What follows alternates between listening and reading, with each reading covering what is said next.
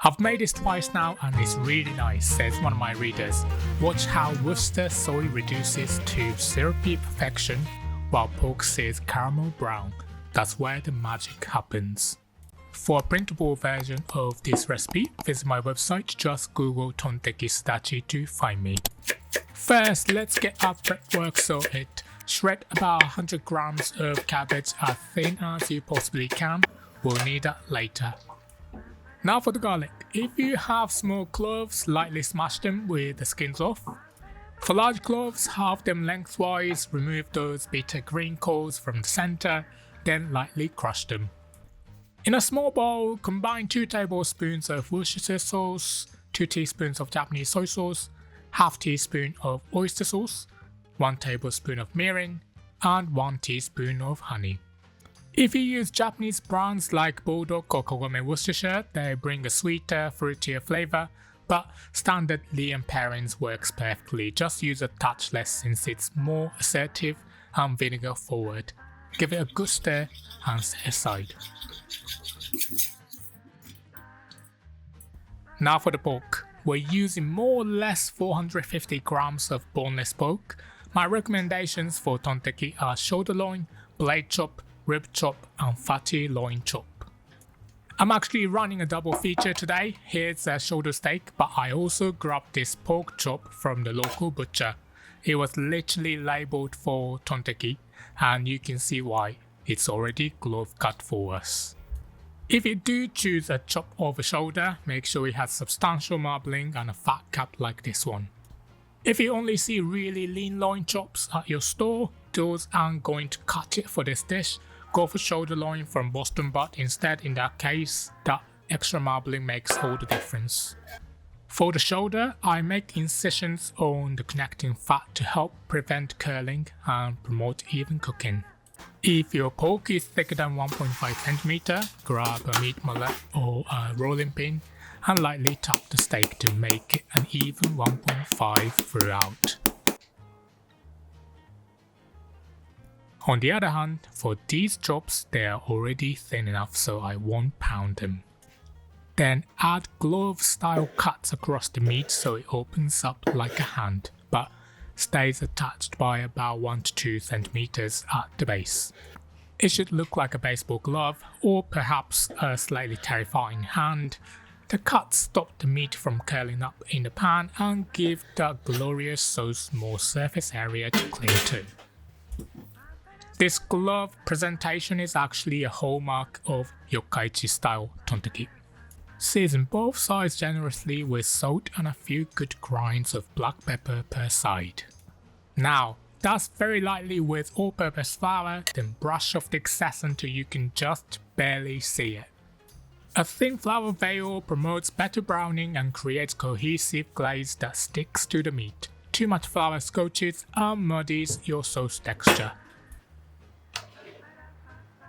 Set a heavy bottom pan of medium-low heat and add half a tablespoon of lard or neutral oil if you prefer. Drop in your prepared garlic cloves. You want them to slowly turn translucent then pale gold, releasing those sweet roasted aromatics into the fat.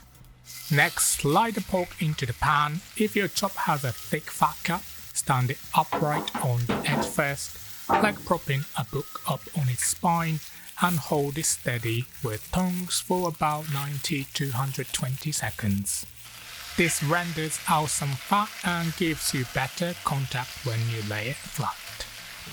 Now lay flat and bump the heat up to medium. Flip every 60 seconds for 4 to 6 minutes total.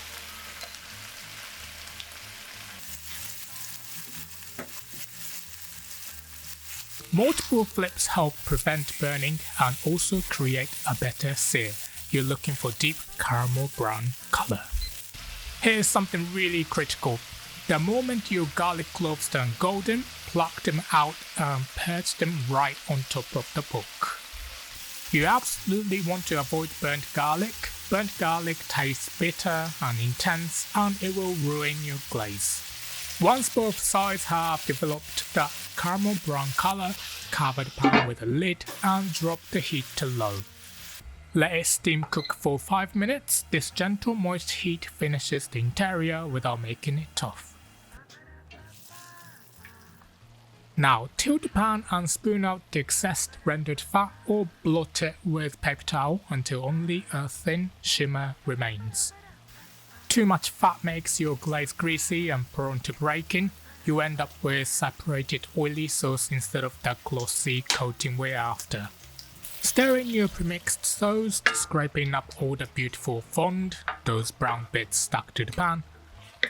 Reduce the sauce until it's syrupy and clings to your spoon in a glossy sheet, about 1 to 2 minutes. Keep your heat at medium or below here, as sweet sauces with sugar and mirin scorch easily. Check the thickest part of the pork with an instant read thermometer. 63 degrees Celsius means it's safely cooked all the way through. Turn off the heat and transfer the pork and garlic to a plate to rest. While it rests, drop 1 teaspoon of cold unsalted butter into the warm glaze and swirl it in. Watch it go from shiny to lacquered with a luxurious velvety texture. That butter creates an emulsion that gives that glaze body and richness. Mound your shredded cabbage high on each plate, lay the pork alongside it. Spoon the glossy glaze generously over the pork, letting it pour around the base and soak into that cabbage. Crown the meat with your golden garlic cloves and serve immediately while everything is still hot. You don't need dressing for this dish, that glaze is meant to season the cabbage too.